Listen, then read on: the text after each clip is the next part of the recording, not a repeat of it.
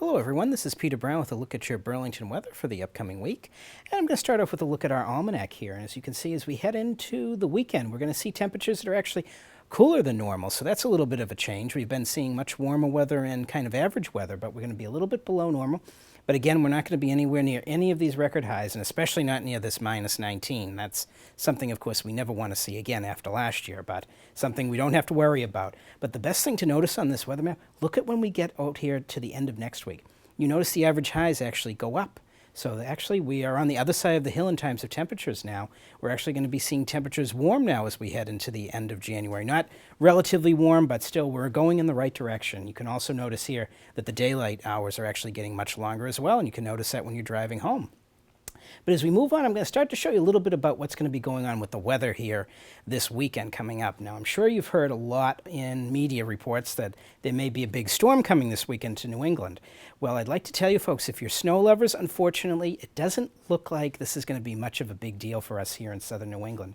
I did say that we could see a general 3 to 5 inches of snow. That might be pushing it a little bit right now. There's still some uncertainty as to where this secondary low that you see here develops, but we're looking at it developing much closer down to Washington, D.C. here.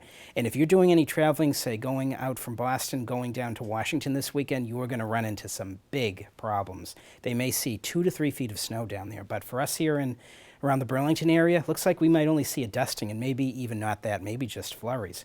However, the winds will be quite strong, so if you're out doing anything, you have to keep that in mind. If you're driving high-profile vehicles, it'd be very difficult doing that Saturday into Sunday with the strong winds. But it doesn't look like the snow is really going to be as big of a factor, and also ski resorts in northern New England are going to miss out entirely with this storm. As we move ahead, though, I'm going to show you a little bit, again, another little backup of how much snow. And as you can see from this map, this is basically the probability of seeing 4 inches or more of snow coming up for this storm. As you can see, these yellow areas on the map here in southeastern Massachusetts, that's your biggest risk for seeing snow. As you can see up here in the Burlington area, really no chance at all. So unfortunately, again, snow lovers, it looks like this is going to be a big miss for us here in New England. As we move on, I'm going to show you a little bit about what the weather's going to look like coming up. As you can see, starting off Friday, we're going to see cooler than average temperatures in the 20s. I still have that chance on Saturday and Sunday that there is still a moderate chance that we could see some light snow, again, a dusting to an inch, but definitely the winds are going to be the real story here in southern New England, here around Burlington. But as you can see, as we get into Monday, beautiful blue sunny skies coming up and temperatures rebounding.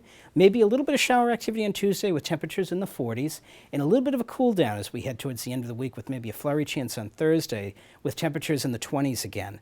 But other than that, it looks like this is going to be a big miss for us for our storm, and I hope you enjoy the weather.